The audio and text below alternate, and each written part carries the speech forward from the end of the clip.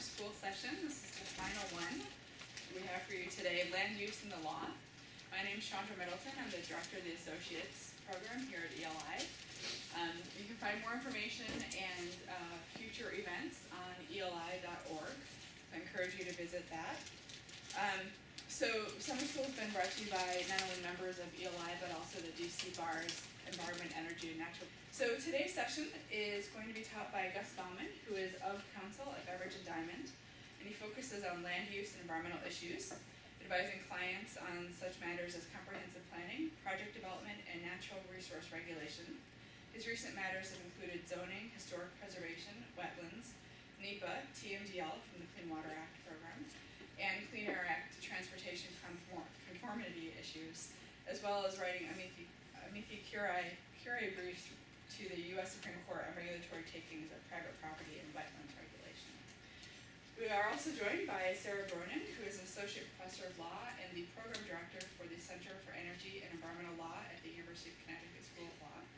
She is a licensed architect and an attorney, and has researched and published in the areas of property, land use, historic preservation, green building, and renewable energy law.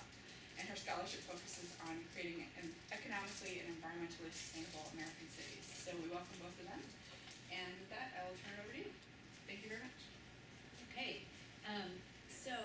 One of the things we did last year that we wanted to start with this year was just to talk briefly about how we got to where we are. So maybe Gus, you want to... Right. And maybe since there's such a, we could go around the room very quickly and get a sense of, whether you're in an agency, in a company, a firm, a summer intern someplace. It'd be just helpful to know for us as we tailor our comments, but we could start right here with you. Hi, I'm a summer intern at the White House Council on Environmental Quality. My name is Kate. I'm a summer intern at the Chesapeake Legal Alliance, which is a nonprofit organization. I'm Mike, and I'm also an intern at the Chesapeake Legal Alliance. Okay. I'm Jeff. I'm the summer intern at EPA. I'm Beth. I'm a fellow at EPA's Office of Sustainable Communities. Hey, I'm Harry. I'm a fellow at Department of Energy Sunshine Initiative. Okay. Hi, I'm an intern at the World Watch Institute. I'm Alex. I'm a summer associate at Beveridge and Diamond. I'm Phoenix. I'm an intern here at DOI. My name is Jonah Richmond, and I am a employee at the Environmental Protection Agency and a first year at Mount Hospital. I'm also a summer intern at DLI. I'm Brady. I'm also an intern at ELI. I'm Kayla. I'm also an intern at DLI. I'm Kate. I'm an intern here as well. And we have this person who just came in.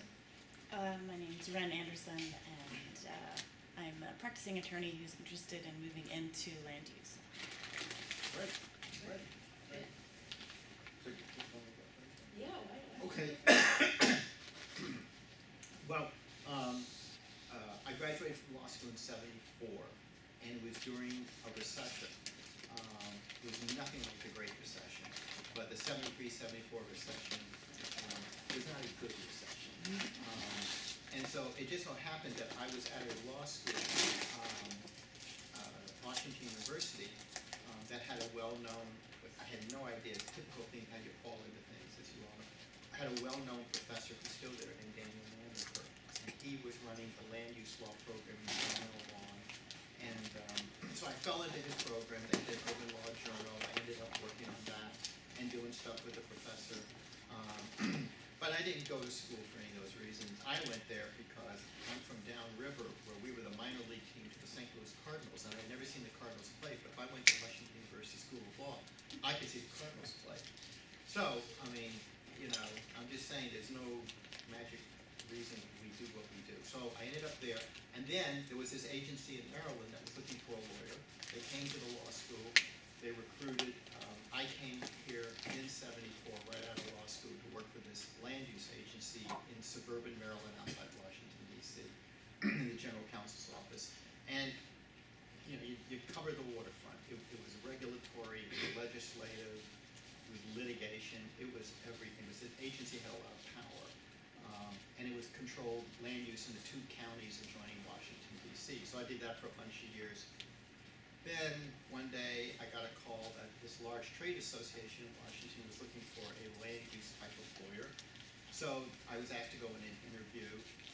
At the interview, I remember explaining earlier, like you never order spaghetti in a job interview.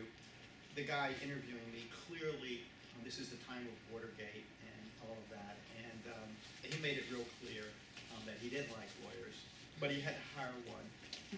And he said, and besides that, all the people, being arrested and convicted in the Watergate scandal, they're all lawyers. And I said, yeah, but they're all Republican lawyers. Turned out he was a Republican, of course, but he still hired me. It was one of those things where you can't help yourself, but you end up. So I ended up, for many years, being head of the legal department of this trade association called the Home Builders. And then from there, I joined my law firm. I got lateraled in. And I mention all of this to you because the point was I was in an agency, which was a local/regional agency. Then it ended up in a big trade association. Then I got recruited into this law firm, and I had never been a summer associate, never worked in a law firm. I just lateraled right in as a partner. And then I made all these promises that I would be there, and then a year and a half later, I got appointed to chair this agency in Maryland, so I had to leave the law firm. So I did that for a bunch of years, and then I came back to the law firm where I am today. So it's a very circuitous thing, and it's just like what happens in your lives. A lot of it is just pure happenstance, luck, whatever. All right. Well, unlike Gus, I've only had one job really through since graduating from law school, so I don't have quite the range of diverse experiences that Gus has.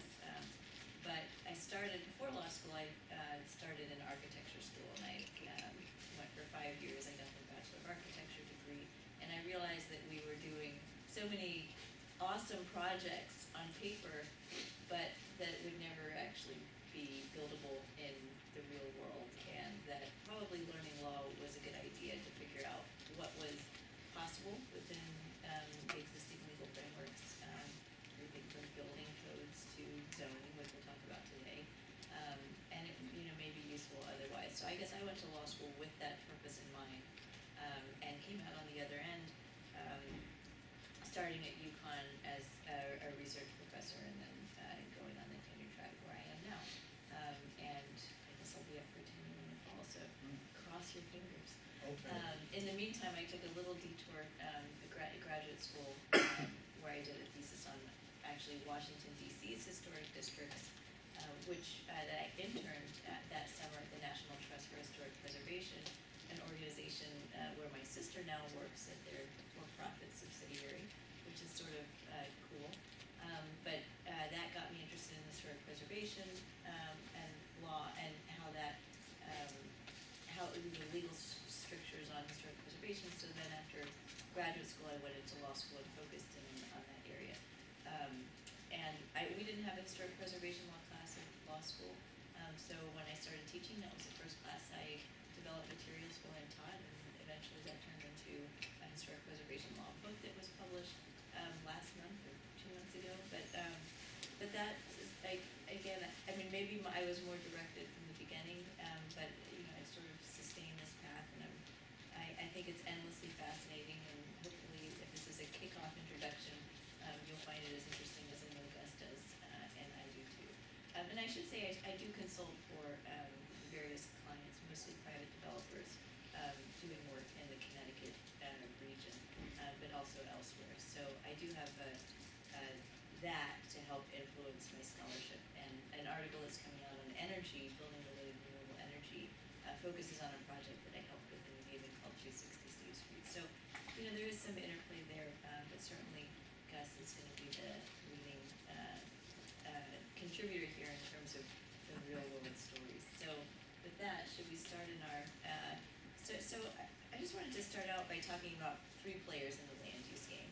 And this is a framework that Bob Ellickson, the famous property and land use professor at Yale, sets out in his classes, which I took, and also in his book on land use law with Vicki Bean, that there are 3 players. So the first group is developer owners, so developers/owners, I guess. The second group is neighbors, And the third group is government at all levels. And really, I say at all levels, although we probably think of zoning ordinances as happening at a very local level. There still is a lot of federal involvement in land use, and Gus will actually talk about some federal statutes that play a role in how we use land. So let's start with landowner / developers.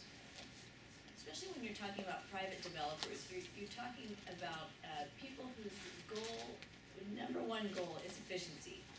So they want to create, and by and large, usually private developers want to create a project for the biggest bang for your buck, efficient financially, and also a project that will take a short amount of time to build. So, think about this concept of efficiency as being one potential overriding goal of developers' motivations. So, what do they have to worry about when it comes to land use regulation? Actually, developers or even property owners who want to do something with their property have a lot to worry about when it comes to land use law. And they could be worried about angry neighbors who might use the law to stall the project. They might be worried about different rules in financing. They might be worried about environmental regulations being enforced on their property or being changed, being more strict than they might have anticipated.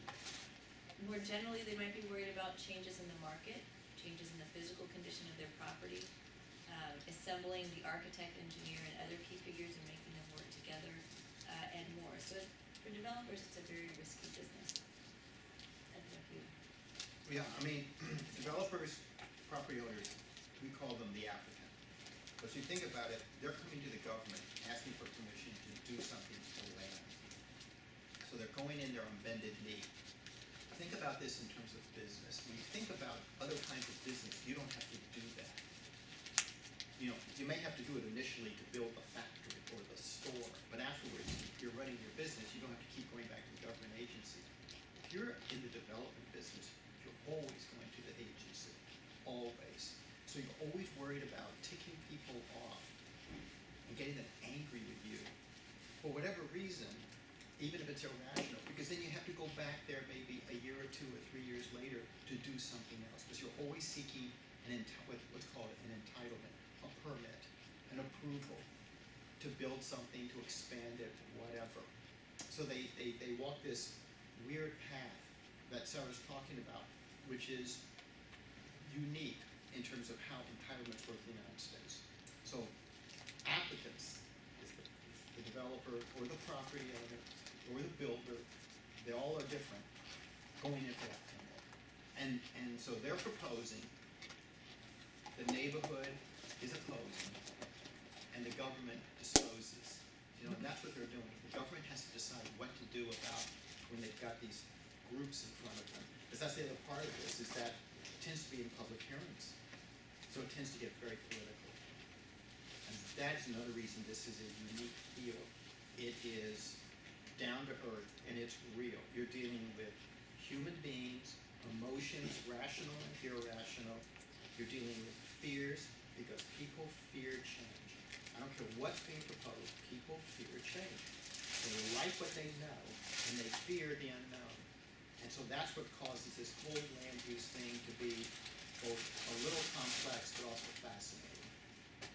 Yeah, so that Gus touched on the second group that I mentioned, which is neighbors. And there are clear barriers for neighbors to organize to say one thing or another about a project. So neighbors are diffuse. Their interests may be very different, and their interests may not align.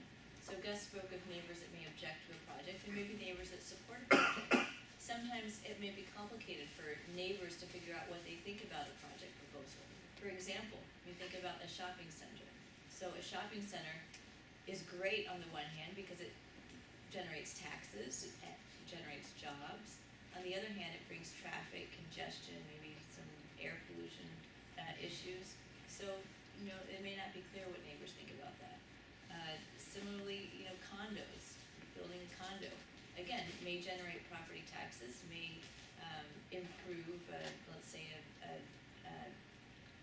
flagging historic structure, but they may also bring school children, which may impose costs in the community in terms of increased school costs. So it's sometimes hard to tell what neighbors want, and developers often find themselves in a situation where they try to predict one thing, and then something else may happen that they didn't predict. So neighbors are a key player in the land use game, and they're given special rights in local land use regulations. One big question in land use law that I wanted to touch on just briefly was whether regulation matters. So when you think about developers and neighbors, you might ask, in the absence of regulation, would the developer want to build something that is good for neighbors? You might think, there are reasons that you might say yes. So a developer might want to build something that's aesthetically pleasing or that fits into the community, because that will allow them to sell the project or attract users to the project that will benefit them down the line. Ideally, regulations would track these things so that the goals of the developer and the goals of the community are aligned, but that's not always the case. So when we go through our presentation, we're really going to be talking a lot about the regulatory side. We're not really going to consider so much what would happen if we had no regulations, but just something to keep in mind. And so the third group is local governments.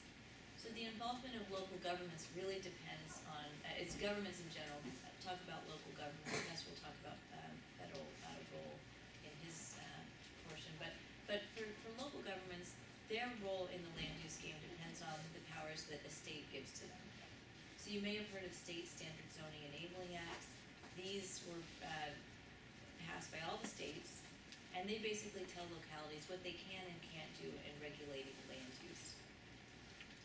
Typically, the states will allow localities to craft regimes that provide for certain lot sizes, certain uses, building bulks, and Gus will talk more about those as well. So another type of government that we're not going to touch on unless we want to, unless there are questions, are the special district. So there are lots of different kinds of special districts, water districts, municipal utility districts. I've written an article about MUDs in Texas, which have surprising powers in the land use regulatory and property law realm. Airport districts, transportation districts, agricultural districts, these all play a really important role in land use planning and regulation, and it's not something that you cover a lot in a typical land use class, but I really think they're important to mention. Anything else on the three players? No, I mean, and just to let you know before we dive into all of this, is that the outline that you've got lays out for you the legal construct of what we're talking about, moving from the federal and state constitutions to the state statutes to the local ordinances, the planning, zoning, subdivision ordinances, and all the other ordinances that come into play. And so that's something you can take away with you, because it lays out, your mental hooks for where you put everything in terms of what we're talking about. Because this whole regulatory thing we're talking about is all grounded in federal and state constitutions, state statutes, and local ordinances. Then, as you know, regulations flow from all of that. And the regs will be local regs, and there are state regs, and there are federal regs. But most of what we're talking about, we talk about land use, we're basically talking about, as Sara said, local power, local authority, the exercise of the police power. Great. So we're going to tackle three issues today, three big picture legal issues, which we thought were the best three issues to introduce the concepts of land use law. And the first one is planning. The second is zoning. And the third is eminent domain. And you all probably know a lot more about land use law than you think. You've probably heard about disputes that have been going on in your community. You may have testified before at a public hearing. You may have even, for those of you at law firms, represented one of the three players, developer owners, neighbors, or governments in settling land use disputes. So you may have experience in this, and we hope that comes through in the questions. But again, we'll talk about these three functions, and we should add that there are a lot of other functions that governments play that the law plays in regulating land use. So there are building codes that dictate what you can and can't build, and these are consulted primarily by architects and not lawyers, but they really are legal documents. You historic preservation and aesthetic regulation laws. Those are really, they deal with aesthetics, but to some extent they do deal with uses as well. So those are, may be significant if you practice in those communities where those are passed. Government can own land, so there's a whole area of land use regulation that deals with publicly owned land, and we won't really be talking too much about that today. And then there are other things too. So state governments have passed laws that deal with easements and covenants and things like conservation protections, and we can talk about those in the Q&A if you'd like. But for now, we'll focus our presentation on these three areas: planning, zoning, and eminent domain. So I'll start with planning, and just as a general overview, we should start by saying that land use law as we know it didn't really begin until the 1920s. So as far as the legal history of land use regulation really starts in the 20th century. Before land use law as we know it began to emerge in the 1920s, the way we dealt with problems in land use was through nuisance law. So nuisance is a concept, if you've had property law, if you're a law student or a lawyer, you learn about in property law. And nuisance relates to situations where somebody's doing something with their land that interferes with another person's ability to enjoy their land. So nuisance is a noxious use. Think about noises or smells, lights that can be nuisance. But if you had a factory bothering a neighbor, the way to resolve that dispute in the 19th century, 18th century, before the tide turned in land use regulation was through a lawsuit.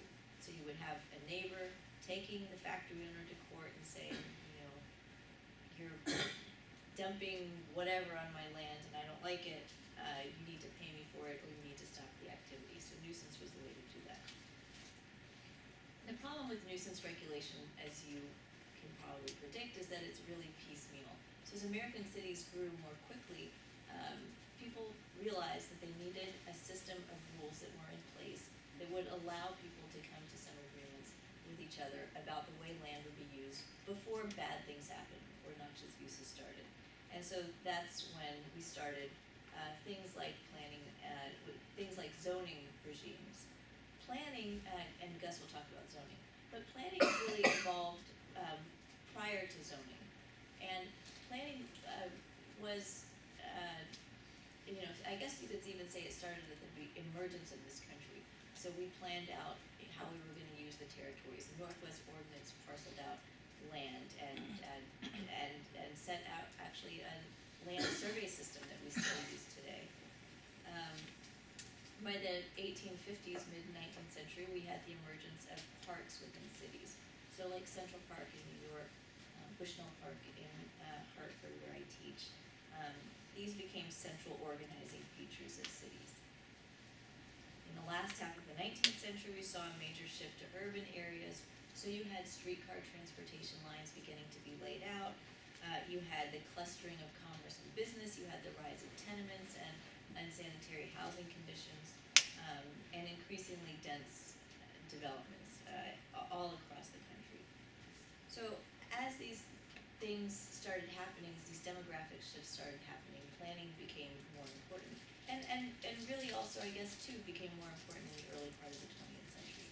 So you had several movements that were competing with each other to become the primary mode of planning in this country, and to some extent we've adopted all of them. So one of the movements was the City Beautiful movement, and this was the Daniel Burnham Chicago World's Fair or World Columbian Exposition. And the idea is that if you build grand, beautiful public buildings and spaces, you can improve the social and moral fiber of everybody around you. So DC is a great example, is a great place to find evidence of the City Beautiful movement in planning. And my favorite example is Union Station, which you probably know is undergoing, if you've traveled in and out of there, is undergoing extensive renovations. Although it always seems to be under renovation, to be honest. But right now, I think it was earthquake damage too. So right now, there's a lot happening there. but rightly so, because it's a beautiful, beautiful building, and I think it does uplift people who come to DC, and I don't know if it improves their moral fiber, but, you know, it's a very positive And it's a experience. Bronin building, Yeah, of course. and it's a Daniel Bronin building. So another idea, another movement in planning, and again, we just wanted to give you some background on you know, ideas of cities before we get into why, you know, zoning started to emerge, is the Garden City. And I actually brought Ebenezer Howard's book, The Garden Cities of Tomorrow, and I'll just pass it around if you, let me just give this to you. And there's a few plans in there that show what his concept of the Garden City was. And so he was a British planner. He thought that we should have low density, low line cities with industry, culture, housing, and green belts all planned out. And so Americans reading this book and following this model started to think about laying out cities that were far away from these dense, dirty urban cores that had been building in population in the second half of the 19th century. So you had, in the idea of the Garden City, the rise of suburbs, of course, which didn't really happen until the 1950s, but that's the intellectual origins, I think, of the suburbs. And then you had the radiant city concept. So this was the idea of Swiss architect Le Corbusier, and I actually brought his book on this too, which the cover of this particular volume shows what he thought a radiant city should be. So he thought we should build really tall skyscrapers in a car-centric city that would be set into tranquil park-like zones. Again, these are really broad generalizations, but I just send this around to give you ideas about our different concepts of the city. And so in Le Corbusier's view, high density, lots of open space. And if you look at those buildings, they may seem familiar to you because they look like a lot of the public housing projects, the large-scale public housing projects that were built in the 60s and other urban renewal type projects. And two, the ascendance of the automobile in even cities that had never seen that before. So the Radiant City, our third major movement in planning and in the early 20th century. So you had, I'm trying to figure out what to include here, there's so much. By the mid-century, planning had expanded to include private lands. And by that time you had the rise of the suburbs, dependence on the automobile, decline of central cities. And at that time people started to become more interested in what was around them and what developed around them. So federal government got involved and been involved to some extent in the 1930s and then large-scale public planning processes. But by the mid-20th century, even the federal government was involved in mandating that certain local governments have comprehensive plans if they were going to receive federal funding for urban renewal projects. So that's, I guess, one example of how federal policies might influence local planning decisions at the local level. Now every major city has a planning department. Every major city except Houston has zoning, which I'm sure Gus will mention as well. And I think I'll leave it at that. There is a lot of interplay between a comprehensive plan, if one has been adopted by a locality, and zoning ordinance. There are requirements in certain states that localities adopt comprehensive plans. Sometimes a state will tell a locality exactly what they have to include in the comprehensive plan in terms of subject matters. So they might say you have to have a historic preservation component in your comprehensive plan. You might have to have an energy component in your comprehensive plan. Oregon is a state that has lots of requirements on this front. And again, there's still some involvement at the federal level in planning issues. But I think I'll leave it at that and turn it over to Gus, who will take us into zoning. Well, And any comments on planning as right. well. Sarah's giving you a great overview of how we got to planning. And the thing about the term that's used, the comprehensive plan, the general term in this country is they call them comprehensive plans, they'll call them master plans, or they'll call them general plans. You'll see those terms used interchangeably.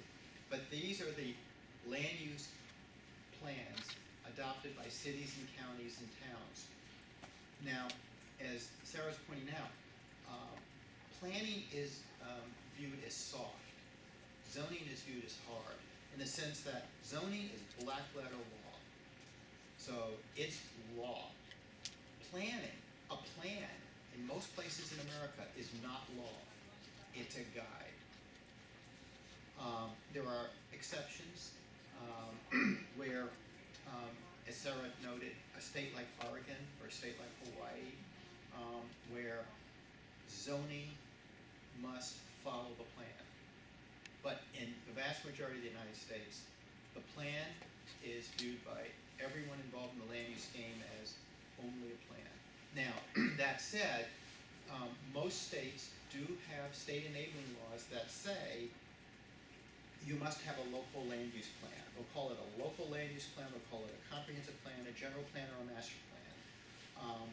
But when you deal with legislators and governors and executives, they look at planning in most jurisdictions as it's a good thing to do, it's a smart thing to do, but if a good idea comes down the pike, plan's just a plan, but if we're going to get that Nissan factory here, the plan is just a guideline. And the best way to, and the zoning is black letter law. The best example I can give is a movie. And this also applies to all the agency people here who deal with regs and guidelines, and I always get the question, as I segue from planning to zoning, we're talking about land use regulation. What's the difference between regulation and guideline? These things get fought over and litigated all the time. I've been involved in many cases and situations where the agency will say it's only a policy. It's not even a guideline, much less a regulation. It's only a policy. There's policies and there's policies. Once you're in front of a judge or court, they start asking the hard questions like, well, it's a policy. We're telling the states, it's just a policy, but if you don't do it, we'll cut off all your funding. But it's only a policy. This is why we have three branches of the government, because judges who are there for life, they'll sit there and tell you, you can call it anything you want, but if it looks like a reg, acts like a reg, because a reg is law. I should say, regulation is law. But the best way to explain it is, I've learned, most people have seen the movie Ghostbusters, right?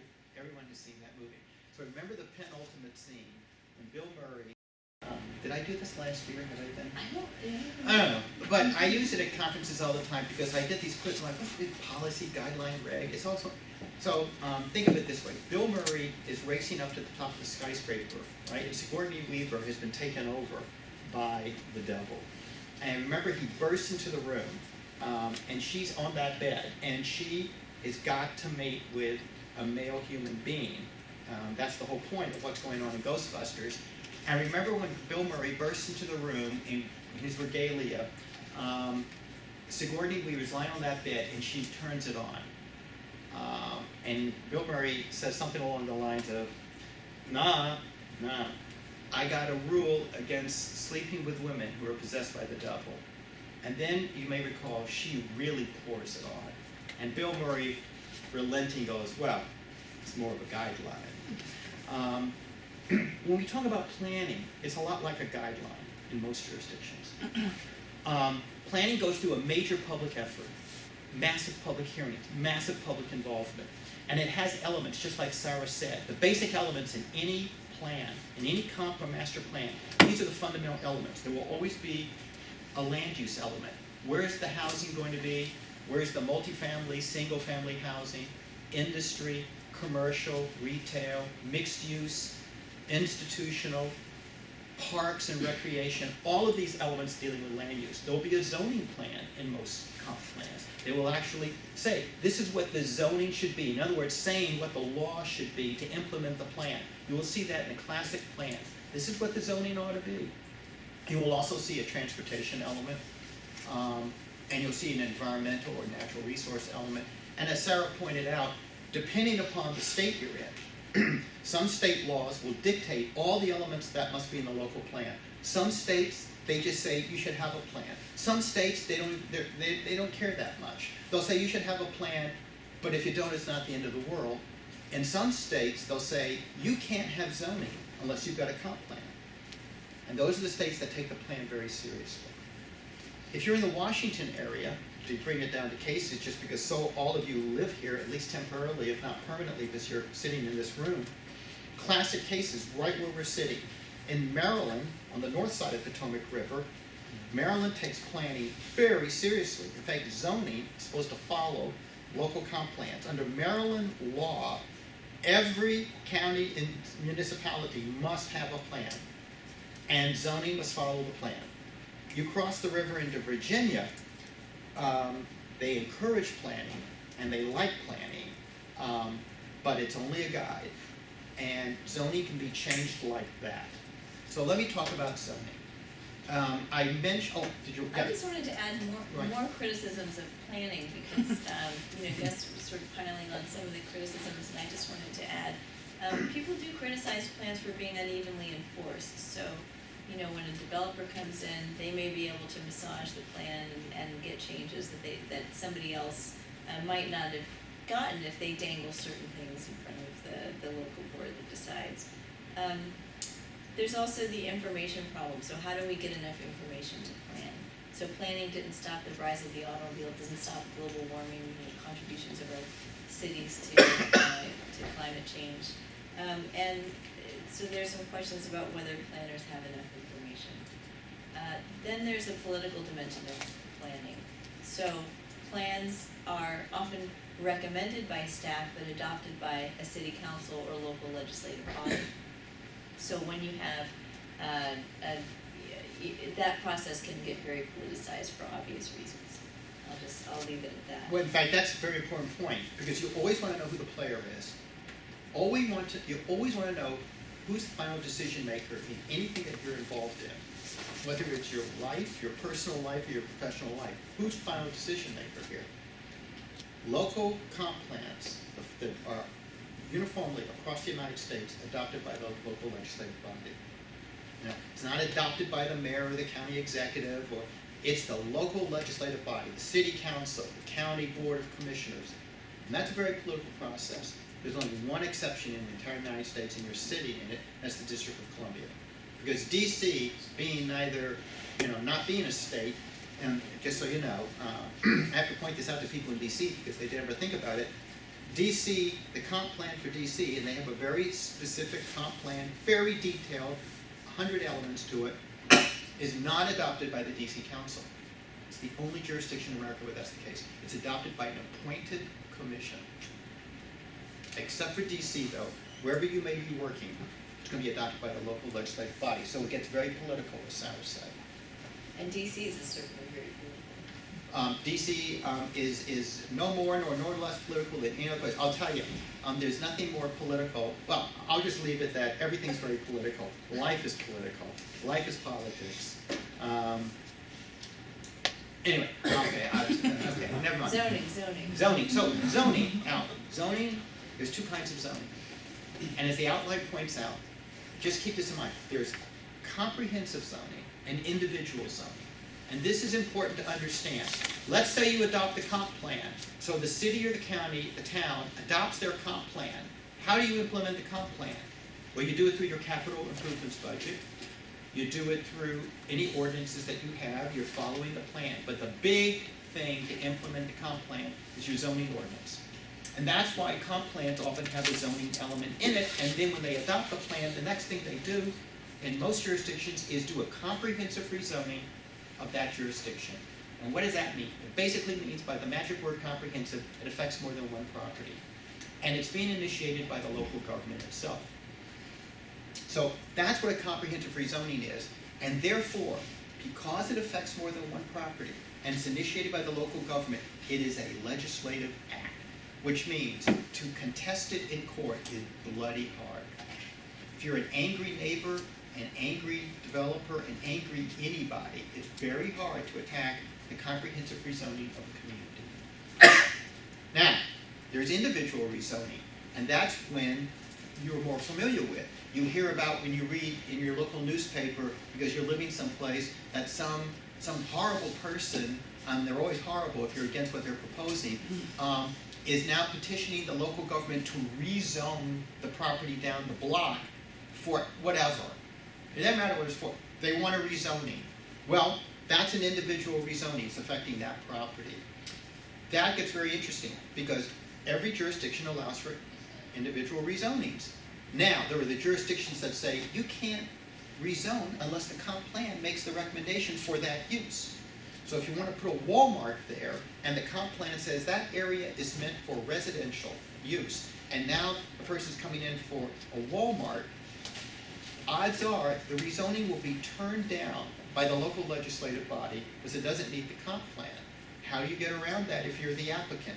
There's two ways. If you're in a jurisdiction, in a state where the comp plan is only a guide, not that big a deal, zoning is everything, you can sometimes, this is just the way it is, you can get the rezoning because the plan is so mushy, you can get around it somehow. But in most places, you go through a two-step process. As you can imagine, you amend the comp plan. And that's what usually occurs. The comp plan then goes through an entire public hearing process in front of the Planning Commission. In most jurisdictions, I would think, Sara, every jurisdiction that has a comp plan has a planning commission. I've never heard of a situation where there was a comp plan, there wasn't a planning commission. So if you've got a comp plan, you're going to have a planning commission. And a planning commission is an appointed body. They're put there either by the chief executive officer of the local government and or with the local legislative body. So they're the ones, the mayor, the county executive, the local legislative body, they're appointing the people to sit on that planning commission. Planning commission's job is to draft the comp plan. It's also to give advice on rezonings and all kinds of land use things to the elected officials, the mayor, the county executive, the local legislative And body. they don't always draft the comp plan themselves, so they'll have staff, Oh, yeah. they'll hire consultants, so they read it and make recommendations, but they don't draft it themselves. So you have this whole, this whole professional field of planners, planners and planning firms, and private firms that do this, and private firms and also people, of course, that work for these local governments that are on the staff side.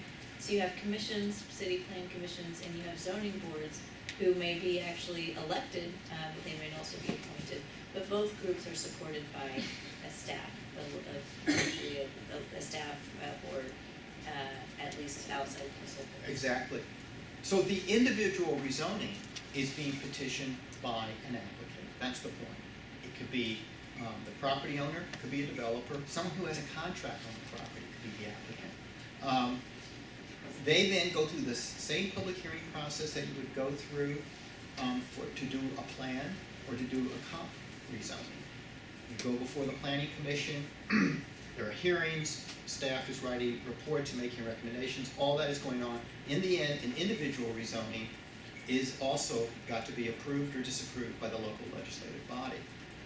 Now, what makes that unique is that, as you can imagine, when someone is asking to rezone a particular piece of property, they either have a specific land use in mind, or maybe they don't.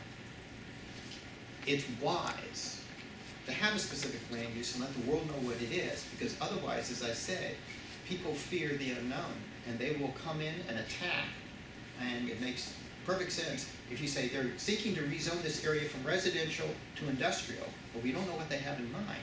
But the zoning ordinance, and this is the thing to understand, zoning ordinance does several things, but here's what a zoning ordinance does. It tells you what the uses are that can be in that zone. So it might be, based on the zone that your property is in, it might say you can have single-family housing, you can have multifamily housing, you can have small retail shops, and that's it. So there are two kinds of uses in zoning ordinances across the United States, and this is uniform in all the states and the District of Columbia. There are, in zoning, it's called permitted uses, and that means you have it as a matter of right. So the zoning ordinance will tell you, these are the uses that you can have, residential, multifamily, residential, single, commercial, mixed use, whatever the uses are that are laid out for that zone. You will have permitted uses as of right. Then you have the second category. These are called, across the United States, either special exception uses or conditional uses. What that means is that, well, if you meet certain criteria that are laid out in the zoning ordinance, then you might be able to get that use. Now, let me give you a concrete example so it's not so crazy and abstract. Classic special exception or conditional uses would be this. Suppose the zoning ordinance says, as a permitted use, you can have retail stores in this zone that we put you in. And retail stores would include drugstores. Okay, fine. Banks. Okay, fine. Fast food restaurants. Fine. Permitted uses. What if you want to have a drive-through bank, a drive-in restaurant, something like that? That is a classic special exception or conditional use. Why? Gets back to something Sara said a little while ago. Because now it means that people are going to be driving up in their cars to get the drugs from the drugstore, the food from the restaurant, do the banking. They're driving up. There's going to be a lot of driving and coming in and out of driveways. And if it's a restaurant, there's a litter because people sometimes are not good and they'll eat the sandwich and throw the paper out the window. So the point is, that's a classic example of special exception or conditional uses. Well, to do that in any zone in America, if you petition for a special exception use, oh, here's another classic example. If you live in a neighborhood wherever you grew up, and you had a doctor's office in the neighborhood, classic special exception use. If you were in a neighborhood and there was, everyone had single-family houses, but the guy on the corner was a dentist and had a dental office in there. Maybe your doctor was that kind of a doctor, and your pediatrician, you went there. Classic special exception use. And it's always going to be tied to, in this country, is there going to be an unusual traffic impact in a normally quiet residential area? And that's what special exception and conditional uses are about. They go through a very special hearing process across the country.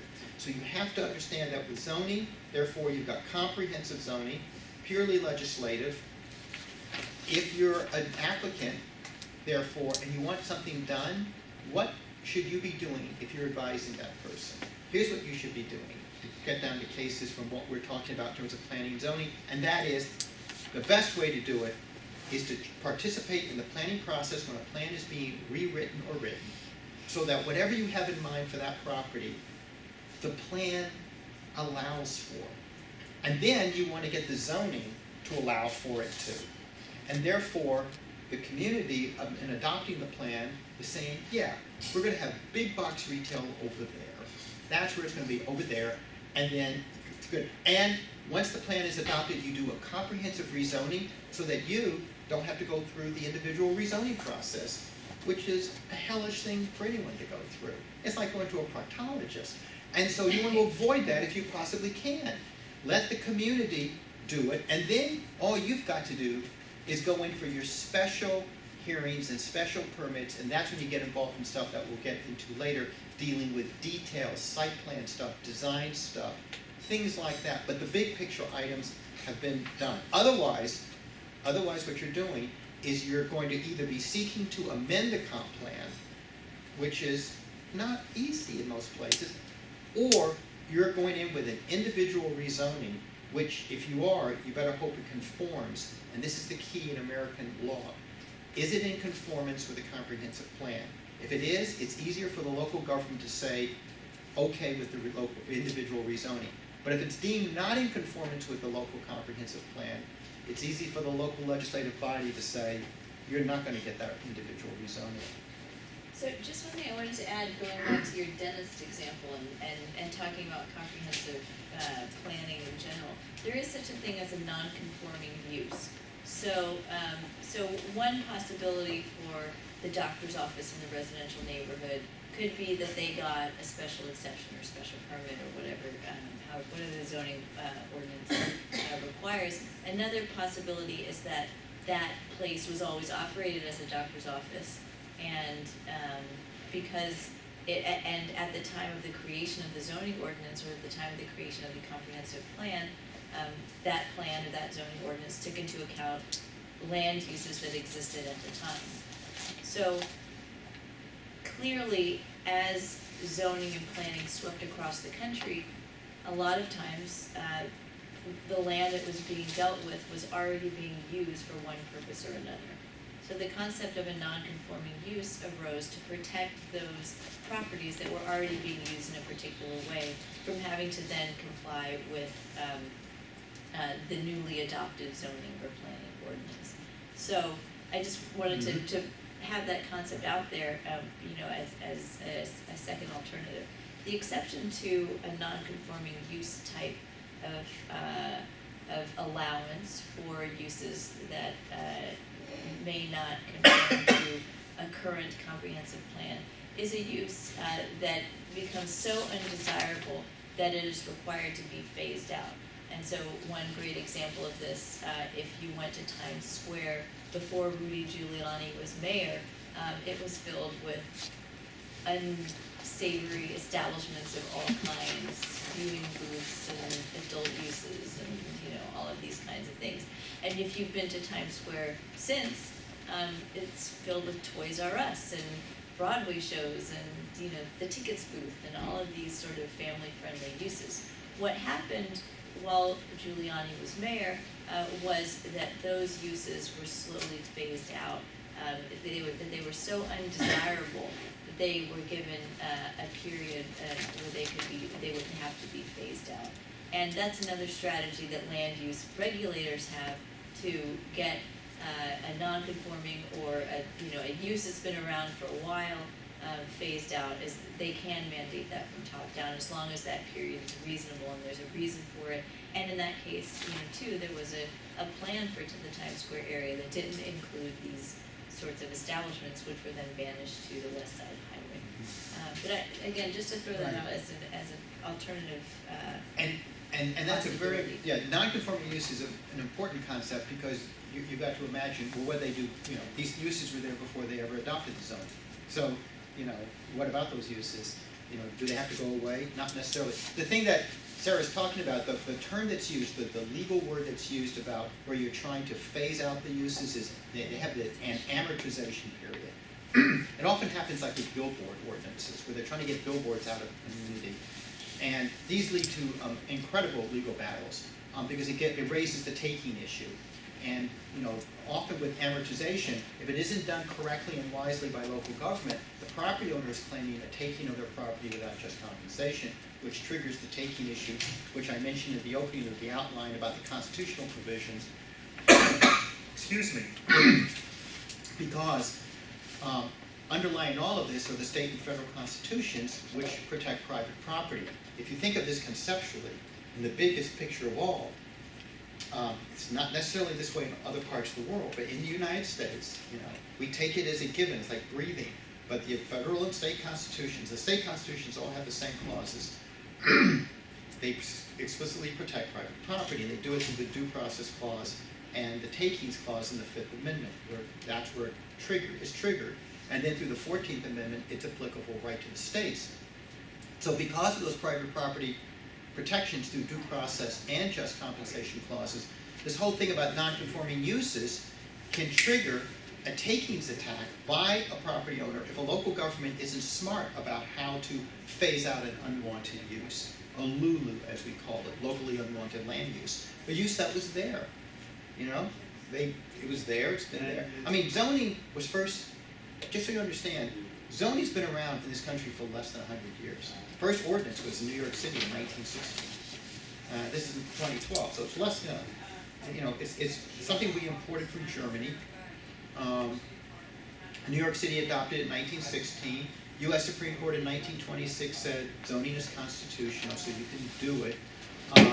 And from the Supreme Court decision, once they said it's kosher, then bang, local governments around the country began adopting zoning ordinances. So you have lots of uses out there. It could be a gravel pit. And then what happens is subdivisions get built up around it. And then one day, people wake up and go, where'd that gravel pit come from?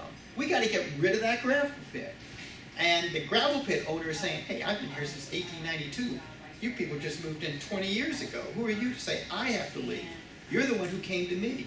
So under nuisance law, that concept would have been coming to the nuisance defense for the the gravel pit owner, they could say, you know, if we were not dealing with land use regulations and we were still in the era of nuisance, in a lawsuit of the neighbors against the gravel pit owners could said, you came to the nuisance, and that's a classic nuisance defense. But in the era of land use regulations, we have alternative approaches for the neighbors. And of course, there's always buyouts. So neighbors could always pool their money to buy out a Lulu and locally undesirable land use. And they often don't actually, because there are barriers, as I said when we talked about the three main groups in the land use game, there are barriers for neighbors to organize.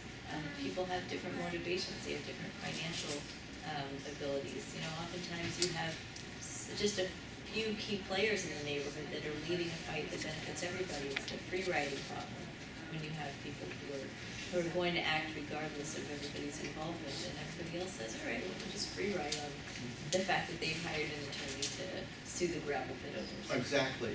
So when you get down to the zoning thing, the other thing to keep in mind is in the zoning ordinance, there's two basic features which are very important. One is the zoning text, one is the zoning map.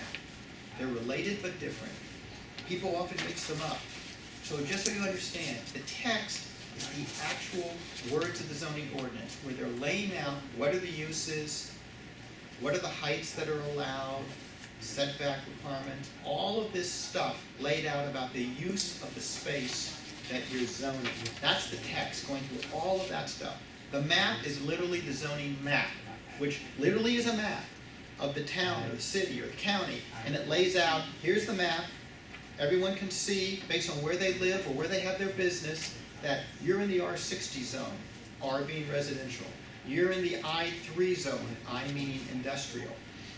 You can look at the map and say, oh, I'm in the R60 zone. Oh, that means I can build a house. Okay? Oh, I'm in the I3 zone. That means I can have a factory. That's the map. So you've got the text and the map. Every zoning ordinance in this country has text and map. They're different but related, as you can imagine. When local legislative bodies are amending the zoning, redoing the zoning, there's two ways to do this. And then, this again is important to understand as a practitioner. You can amend the text. Think about this. You could amend the text to say, well, okay, in the R60 zone, we're going to amend the text to say, now you can have factories in the R60 zone.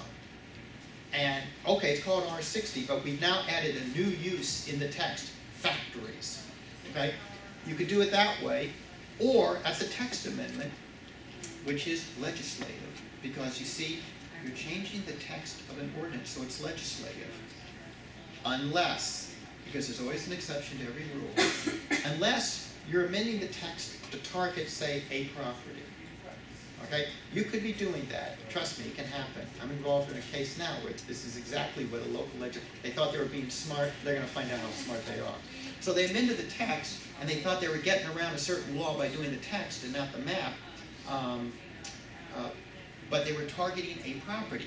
Well, normally, as you all know, if you change the text of a law, that's a legislative act. And why is this important? Because if you're ever in front of a judge, bottom line is, if you're challenging a legislative action in front of a judge, judges give massive deference to a local legislative body in terms of their laws. Even the Chief Justice of the United States has done that in a recent ruling. Great deference, looking for a way to find out how can I do it? Or you could change the map. You can literally say, and this is what most people, when you hear the word rezoning, I want to get my property rezoned. They usually mean a map amendment.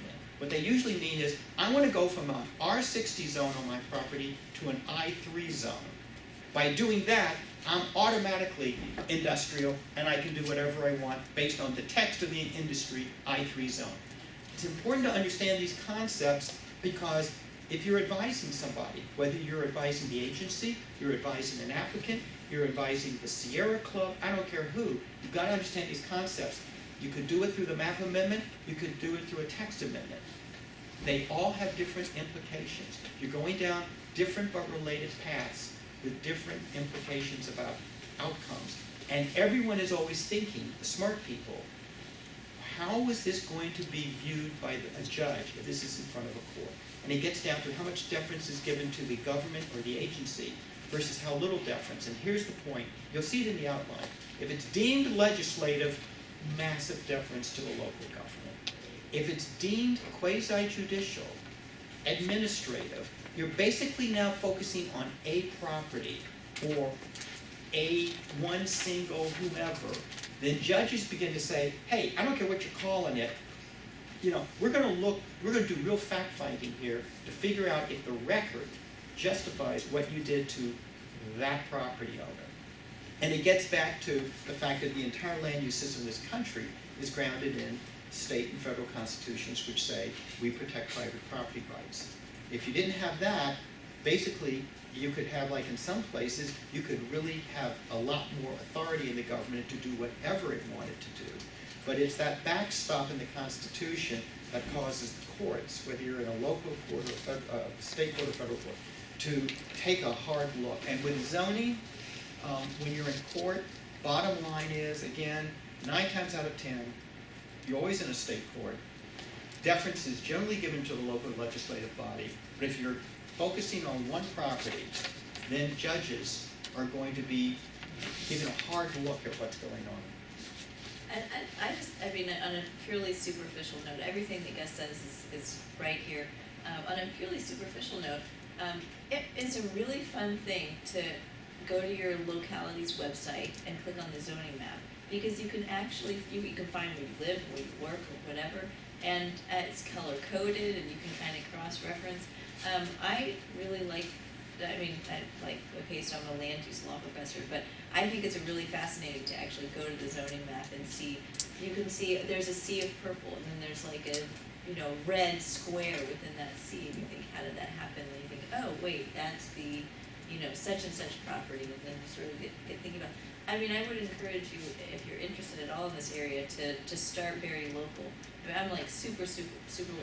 I realized this morning that I get news about my 30-block neighborhood from 5 different sources a week.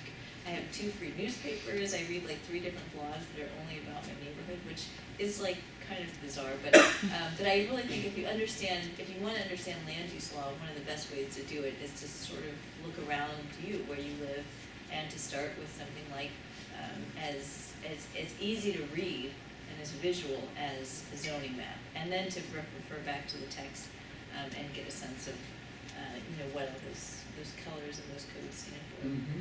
And then the other thing just to note on, and now to flip it back to Sara, is that when we talk about the neighbor, it's a very complex dynamic always at play. The bottom line is this. Through my experience of doing this for 38 years now, 15, and this is just a rule I've learned in politics, in life, in law, in land use.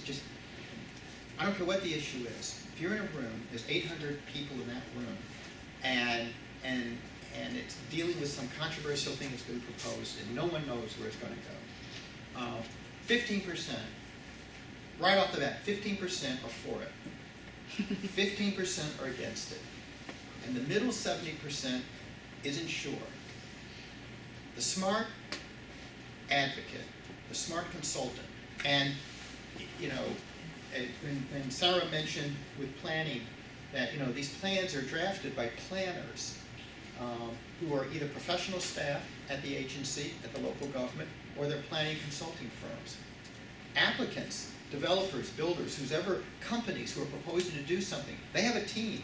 The smart ones, the wise ones have a team. They've got a planner. They've got, if it deals with if there's any historic preservation issues, they've got a historic preservation consultant.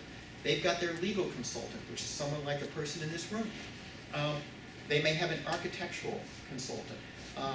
It's a team. They'll have a public relations consultant. This happens for anything that's either complex or controversial. And by the way, it can be a tiny thing being proposed, but if it's controversial, it can take as long to get done. There is nothing more controversial than trying to build 2 houses in an infill development in a developed area. That is more difficult to do in many ways than trying to build 500 house subdivision on the edge of a community, where The only constituents out there might be cows and sheep, and a few people. And in terms of the dynamic to understand in terms of people, here's another, so you got that middle 70%. We're They're not sure where they're animal going. law into here. Right. Do the sheep have rights? Well, Sheep animal, have rights. zoning ordinances do cover animal husbandry. Even in big cities, they'll have things about whether you can have 1 chicken or 2 chickens. Seriously, you will find this in zoning ordinances. Actually, But- there's a big controversy about trying to change that. Urban chicken co-ops. Correct. Coops. It is Yeah. right out of that TV show Portlandia. I knew that would, because I may have been born in the 40s, but as my daughters will tell me, I'm still with it. I knew when the song came on the radio that group was fun, and they're out of New York, and I'm like, you know who that, yeah, I know.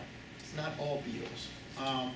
Portlandia, did you ever see the episode, you know Portlandia from IFC, right there? And on animal husbandry, they're there in Portland, and they're interrogating the poor waitress about the provenance of the chicken they're about to eat. Remember? That's the classic episode. But there, I'm thinking as a land use guy, I'm watching this episode and I'm laughing my head off because it's so funny the way they wrote it. About even in Portland, they're going to have in their zoning ordinance whether or not you can maintain in a single-family residential zone in the city of Portland, can you have up to 3 chickens? And zoning ordinances will say you can have up to 3, but no more.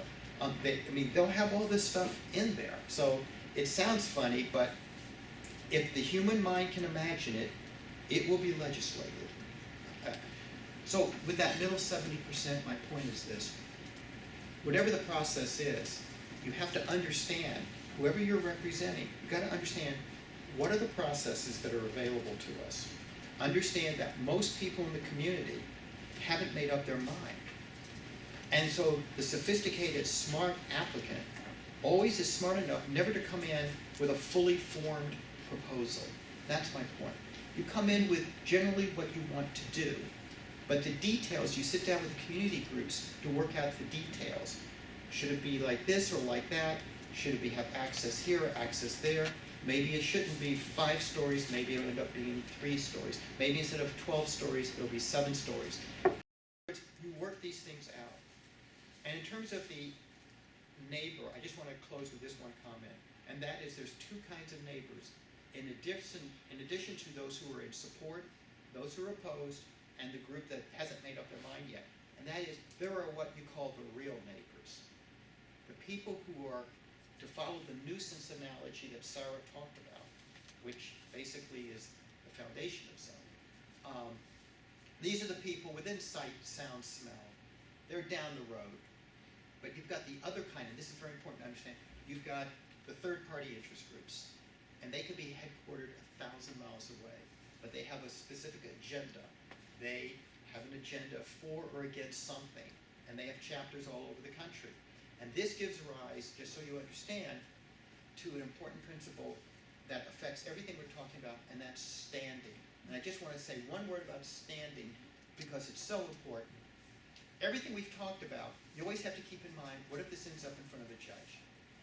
In most jurisdictions in America, except California and a few other places, standing is limited to those people who are deemed aggrieved.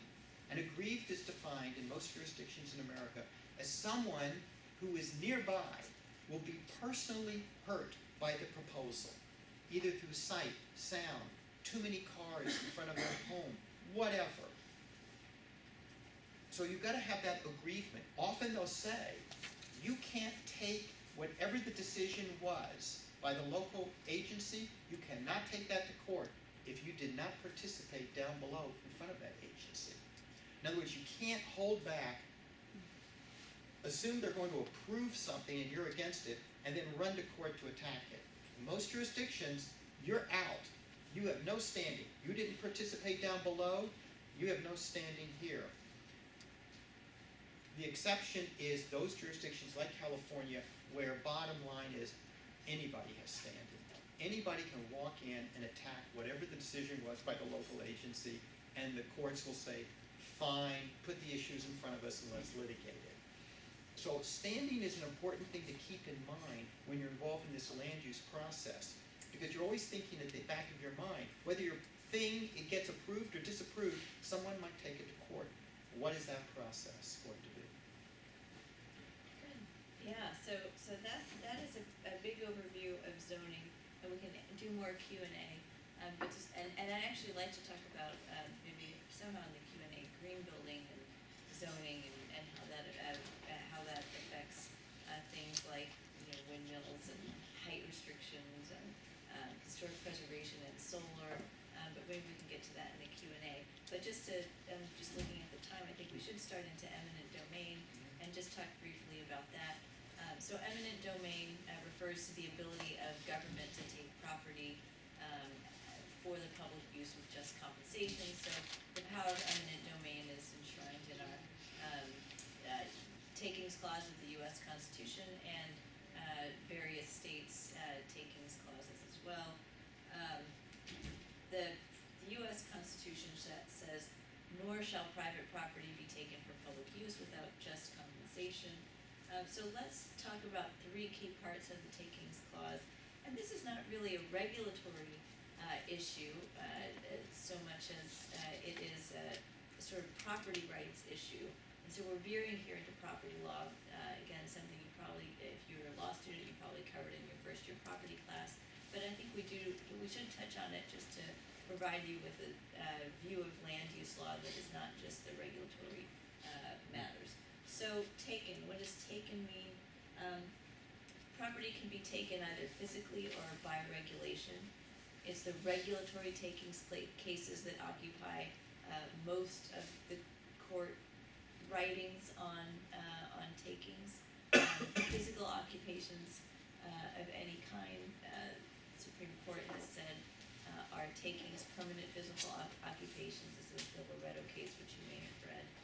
But regulatory takings, it's less clear as to whether they're takings. There has to be a balancing test, and this is the Penn Central case, which I'm sure you read in property.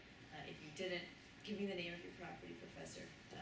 Make sure next generation of students does, because it's a critical case in property and in land use as well. So the Penn Central balancing test is how we decide regulatory takings, at least those that are brought under federal law. Those cases brought under federal law. Is something a public use? So this is where we get into what is allowed, what local and state and even the federal government is allowed to do via eminent domain. So what is a public use? There are three different ways to get to satisfy the public use requirement. One type of public use is perhaps the most obvious public use. So public owned property.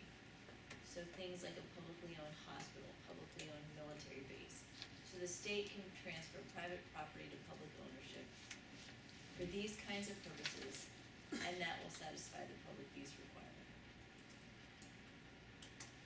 A second type of transfer that is allowed by the public use requirement is transfers by the state of private property to common carriers.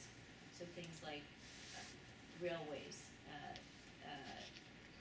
public utilities, even stadiums have been considered to be a common carrier under the legal definitions that have evolved over time.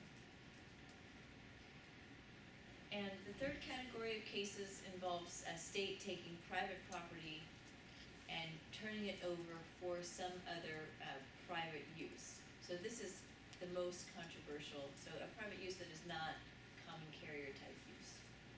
So this is the most controversial cases, and this is what we've seen in the news a lot of times, and also through the years, especially at the Supreme Court level.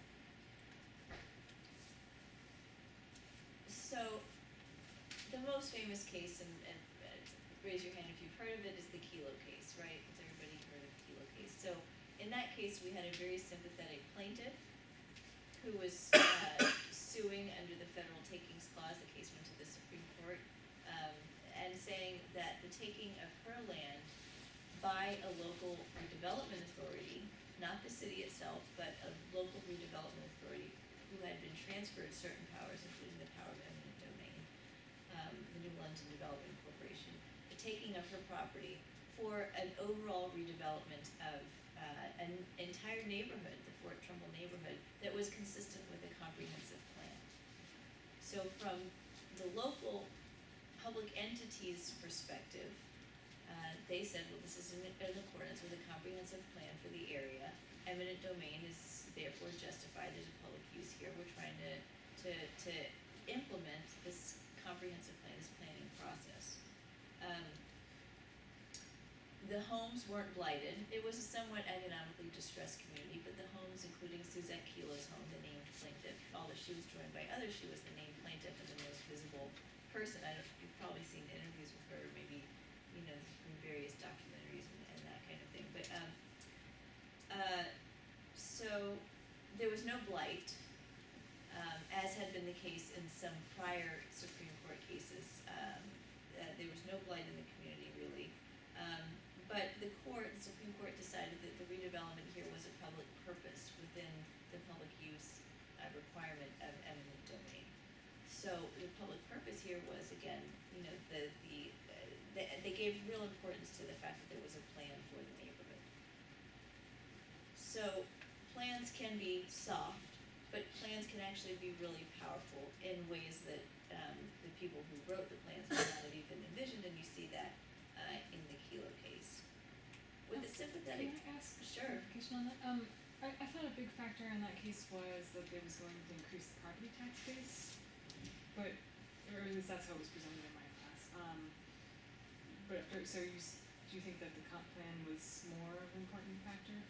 So I think, well, one of the goals of the there's oftentimes comprehensive. So the question was, to what extent was the increase in the property tax, for the people on the phone, was an increase in the property tax base attractive to the city, and to what extent did that influence the court's decision? And I think comprehensive plans can have many different competing goals, and I don't remember exactly what was in the comprehensive plan, whether they had, I'm sure property taxes were certainly on the minds of the people writing it. I don't remember if that was explicitly stated.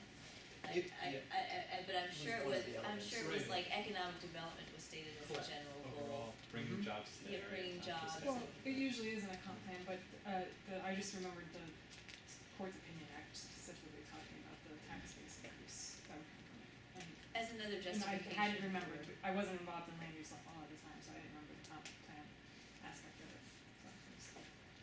Yeah, so it's all of the above. I mean, why did the city want to rezone? Why would they go through the massive effort of taking, community members out of their homes, and in this case, igniting a national debate that involved property rights advocates around the country, heaping criticism on the local decision makers that had made this decision? Why would they expose themselves to that? Well, they probably didn't think they would be on the national news every night, but they also probably thought that what they were doing was in the best interest of the city of New London, which has been categorized an economically distressed city under state ratings of cities for quite a while. And it is really an economically distressed city, and this was their plan to revitalize it. Unfortunately, as it turned out, the company that they thought might have anchored a lot of that development never expanded, and in fact pulled out of the first phase of building that they had already done. I think their whole campus is abandoned, and then the rest of the redevelopment hasn't occurred, but all of the houses have been torn down except for Suzette Kilo's, which has been moved to another location. So it's, or all or most of the houses, you go there and it's an abandoned field, of former blocks of families. And so, in the wake of Kelo, there was a lot of political backlash, and property rights groups organized all around the country to pass laws that affect and constrain local land use decision makers and local politicians' abilities to use eminent domain in this way. Sometimes they've changed the language passed of the Constitution. 5 states at least have passed constitutional amendments. Sometimes they have had different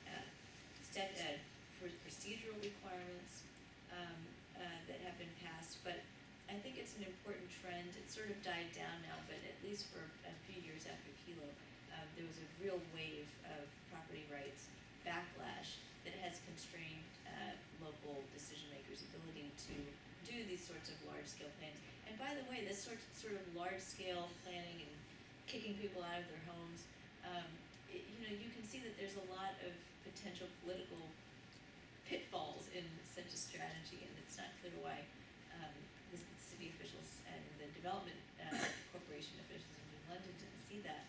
But I mean, we all know what happened with urban renewal, which involved massive relocations of people, mostly ethnic and racial minorities and the poor.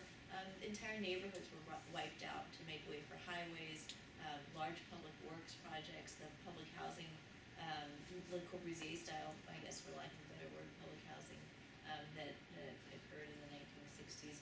But that, you would have thought that era of local or state or even federal involvement in planning had passed. But you see it from time to time, and now it seems like the property rights people have buckled down. All of that said, it's not clear that Kelo actually changed the state of federal takings law, because you've had some prior cases, the Bauman case, which allowed the use of eminent domain on department stores that were thriving in a blighted neighborhood here in Washington, D.C. This was a 1950s case. You had the Hawaii Housing versus Midkiff case, which allowed eminent domain to be used to correct a system of land that enshrined inequities in land ownership. So in Hawaii at the time, there were 72 landowners that owned all the land, and they actually did want to get rid of it, but by the time they were sort of able to sell it, the capital gains and taxes that they would have had to pay on the sale of the property made it undesirable for them to break it up. So actually most of the 72 landowners asked the state legislature to condemn their land and then to redistribute it and to pay them the proceeds and then to redistribute it as as if they had themselves sold it to the people that were living there.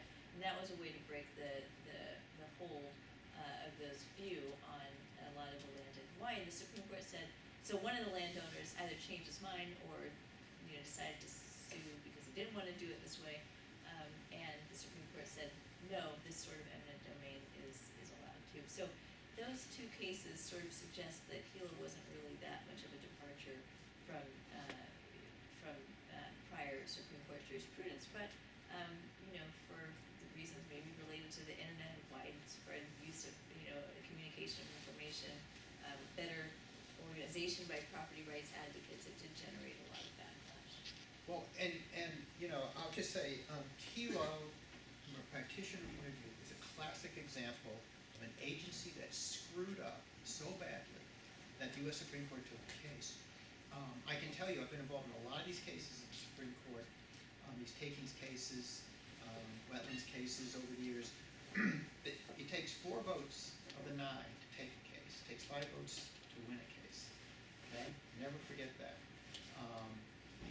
Kelo was completely mishandled, and it was fascinating because I was telling people at the time, I can't believe that they're doing this the way they're doing it. It got to the point where even the New York Times was writing editorials against the local authority. I mean, the Times was writing editorials. I mean, this was a newspaper that took advantage of the same type of law in New York City to get their New York Times building. All right? Just so you understand. But as a practitioner point to keep in mind, when you're dealing with eminent domain, what set Kelo apart was, as Sara pointed out, it was not based on blight. So they weren't saying this was a slum. This was just lower middle class housing. And the other thing that was fascinating about it, when you read the record and read what was going on at the agency, and then the way it moved up to the Connecticut Supreme Court, and saw the divisions in that court, as well as in the U.S. Supreme Court, they recognized this is not a blight case. That's important. And they're taking property from a group of private property owners who happen to be homeowners. I mean, there is nothing more sacrosanct in the American system of private property ownership than an individual homeowner. Somehow, if you're Walmart, you can go after them, it's easy. But if it's Suzette Kelo and her neighbors in their single-family homes and you're taking them away, there's a visceral reaction. So what the agency did was, knowing that, this was fascinating as it was going on, as the years went by and it was going up to the Connecticut Supreme Court, I'm talking with people, I'm going up there, and I said, they can't be this stupid. And I remember one guy telling me, oh no, they can be this stupid. They had a comp plan, but it was not a fully formed comp plan. I can tell you, it was not fully formed. They also had no binding commitments from the Pfizer company to actually commit to going in there once they did what they were going to do. They had no binding commitment, which, as Sara pointed out, in the end, Pfizer said after a few years went by, you know, our business plan has changed. We ain't going in there. Goodbye. And there was no recourse for the city. And there really was no recourse. There was nothing binding. And it was fascinating. They didn't even, and this was unbelievable. It's also discussed, by the way, in the Supreme Court opinions, majority and dissent. The other thing that was fascinating, and the reason this was fascinating to me is I've been involved in these kinds of situations where you have a fully formed plan, you know exactly how every property is going to be used that you're taking, and then you have binding commitments across the board, so that once you start down that road of eminent domain, of taking property from one group of private people to hand over to another private entity. This is not to build a school or a road or a library of public use. It's to hand over to Pfizer company. Nothing was ever binding. And even the Kilo property, when you went there, they had in their plan no specific use designated literally for where her house was. It was like, we'll figure that out later. It was unbelievable. So this is why at the Connecticut Supreme Court, the briefing was fascinating and the argument was so intense. And when Connecticut in the end said, okay, the U.S. Supreme Court took it, Justice Stevens, in his majority opinion, was fascinating. He went out of his way to say, now look, based on federal Supreme Court precedent, we have to rule this way. But But of course, under your state constitutions, you could go in another direction. And everyone knew, of course, state constitutions, you could just do opposite what Connecticut did, which is what a lot of states have done, Michigan and on and on. The impact has been that out in California, they have now stripped their redevelopment authorities from this kind of authority under California law. It happened last year. Which you can see may be a mistake. It's a mistake, but it's an example of what happens when an agency is wearing blinders, crosses a line, creates a political furor, and as Sara pointed out, you know, they made all these mistakes, but it was like they're going down a path and they're figuring, we've always done it this way, it's for the public good, but in the end, they crossed the line, and what it led to was the overreaction, so that it's very difficult now in this country to take private property from property owner A to hand it over to property owner B. But you can do it if you do have, it's crystal clear in all the decisions, state and federal. They say, if you have a binding, fully formed plan, if you have commitments across the board, et cetera, then you could do this. It just didn't happen in Kilo, which is what led to the O'Connor dissent. And, it created this visceral reaction. So it's an object lesson, and it's not just an eminent domain, it's an object lesson if you're dealing with planning, zoning, subdivision controls, a whole range of using government authority, of always understanding your limits, of always exercising some judgment and common sense, of always wondering, as I used to say to the planners that were under me when I chaired this powerful land use agency, which I did for a number of years, it was very powerful. How would this look on whatever you're proposing? Think about this. How would this look in the cold light of day on the front page of the Washington Post? How would this just look? And it causes you to pull back and think and not get caught in that silo kind of thinking. And I urge that upon you no matter what you end up doing in your professional life. Because what happens to people so often, whether they're in private sector or public sector, is they get so used to doing it a certain way, they lose sight of maybe they've crossed a line, and then how is this going to look as you keep going? And that is what happened in Kilo, which was unfortunate. Yeah, so just to wrap up our eminent domain conversation in 30 seconds, I just wanted to talk about that third component of the takings clause, and that's just compensation. So Gus was pointing out that the home is so important to people, of course. It's related to your identity. These days, federal law and many state laws actually provide additional compensation for people whose homes have been taken from them. The federal law also provides for reasonable moving expenses. which of course is not the key to, is not the key form of just compensation, but now we, at least at the federal level, think that that is part of just compensation. Really, when we think about just compensation, usually we're talking about fair market value for the property taken. So, fair market value could be, you could use comparables. You could, if it's a commercial property, capitalize net income, so set a period of years and estimate how much the property owner might have gotten in income from rents, for example. You could then use, you could also use the purchase price. You could have a replacement cost figure. You could adjust the figure based on stricter or looser regulations. So there's a lot of different ways to calculate what is just compensation. Starting with what is the value of the property, and then sometimes including these little bonuses that I talked about, which is surpluses for homes, maybe moving expenses and that kind of thing. So I think we should wrap up there. There's some time for questions. Yeah, and I'll just touch very quickly, because there's too much to cover in a short period of time. But I just want to mention, as we have in the outline, that you've got all these federal environmental statutes. And I know there are people here from EPA, various federal agencies. These federal environmental statutes, of course, are not land use laws. But in another level, they are. And the point is just to understand, if you're a practitioner in this field, you have your local ordinances, your plan, your zoning ordinance, your subdivision ordinance, and then you may have things like the historic preservation ordinance, impact fee ordinance, things we haven't had a chance to talk about, which are mentioned in the outline.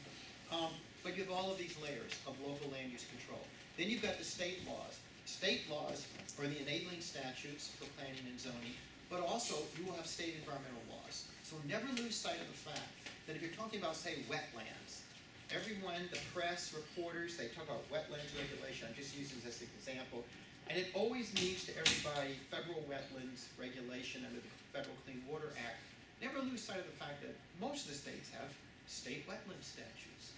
They have state statutes, state endangered species statutes. So your states have these statutes, and they pick up where the feds leave off because of the sovereignty issue between federal and state governments. So I mentioned that the states have them. As far as the federal environmental laws, they then come into play with a local land use. And they'll come into play in a variety of ways. You may have a federally jurisdictional wetland on a piece of property that is proposed for some kind of development.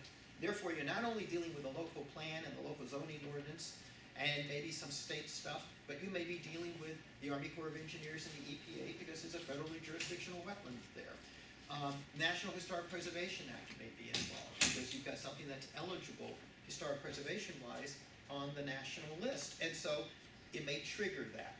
All of these things, Clean Air Act, other provisions of the Clean Water Act, which we don't have time to get into, but are just mentioned in the outline. The point is, they all factor into local land use controls. If you ask a congressman or senator of either party, does the federal government do local land use control? They will put their hand on a Bible and the other hand on the heart and go, oh my God, no. That's for the local governments. I'm a senator, I'm a congressman. Total BS. You will learn as a practitioner that federal agencies are deeply involved in local land use. Some of them want to be, some of them don't want to be, but the laws and the regs under those laws push them in that direction. So you have to know as a land use practitioner whether or not you're going to be dealing with some federal jurisdictional issue. And if it's endangered species, wetlands, whatever. It happens. The other thing to keep in mind in this whole area that we're talking about, and this is the practitioner dynamic, no government officer likes a government officer from a higher level of government telling them what to do. So if you're dealing with local, they don't like state people telling them what to do. Just like they don't like the federal people telling the state people, telling the local people what to do. Now, does this mean they don't talk with each other among local, state, federal? Of course not.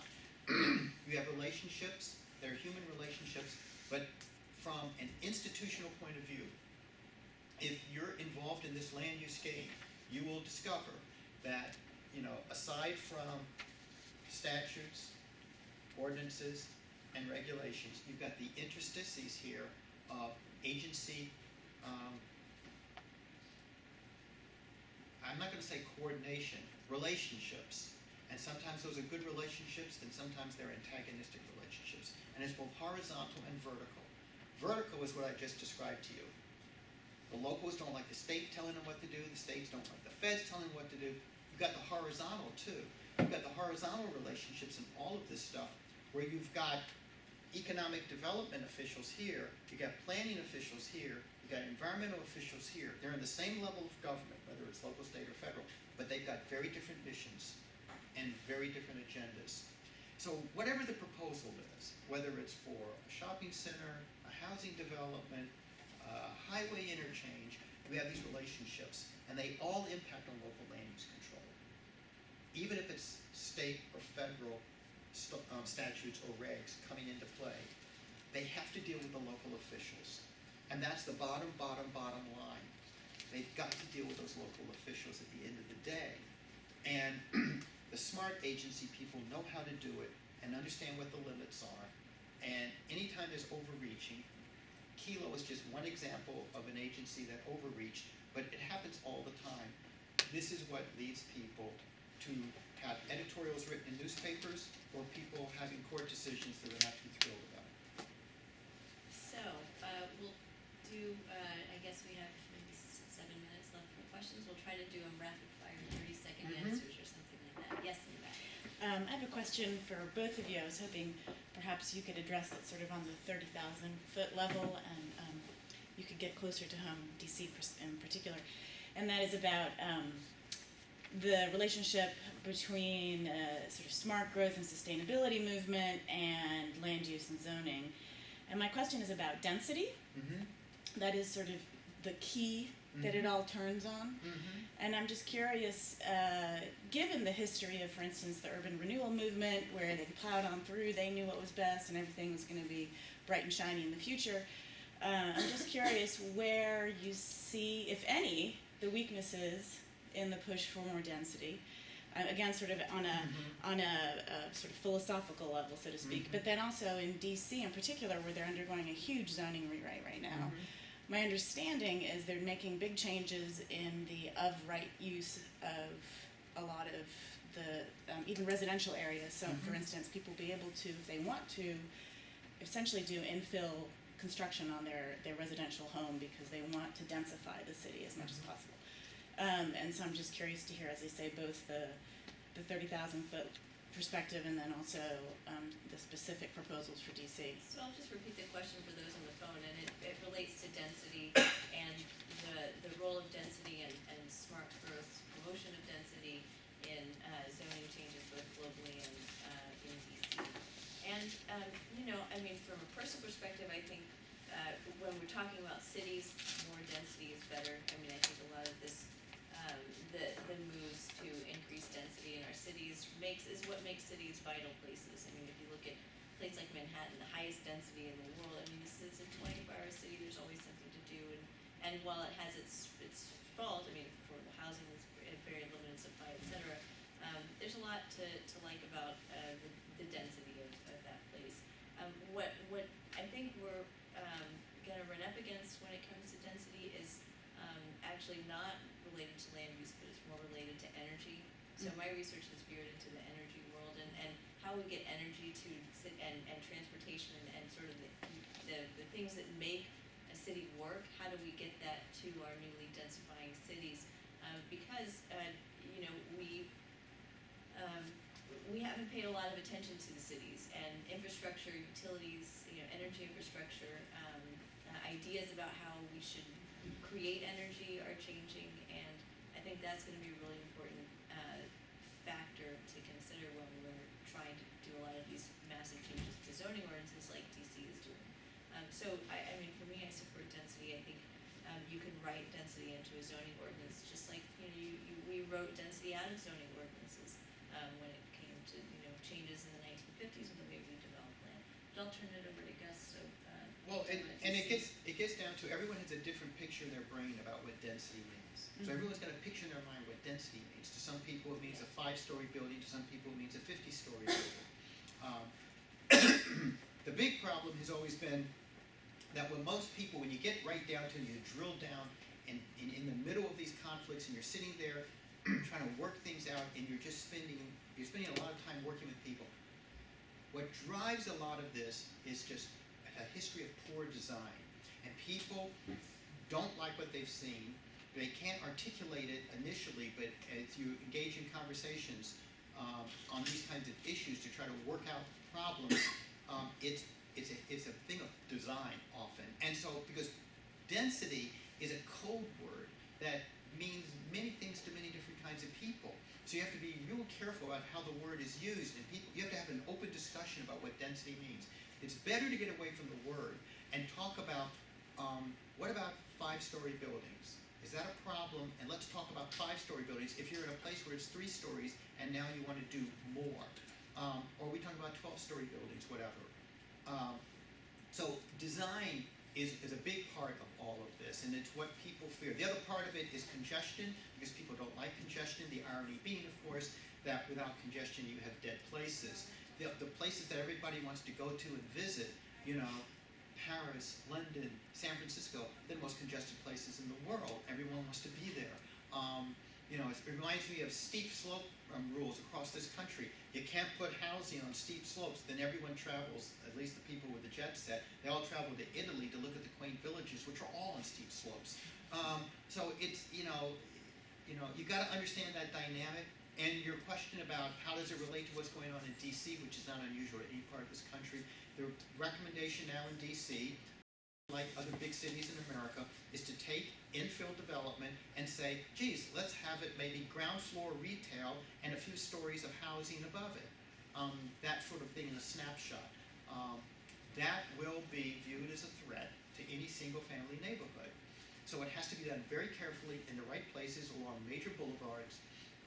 And you have to go through an entire process, and not all of it will be successful. You have to work with the local community. That's the bottom line, is working with the local community using my 15%, 15%, 70% rule, because you will always have a dedicated minority against whatever. The question is, where is that middle going to land? And I think that's actually the last question for us. So thank you to ELI for hosting this great discussion, and we turn it back over to you. You do. So thank you to both Gus and Sara.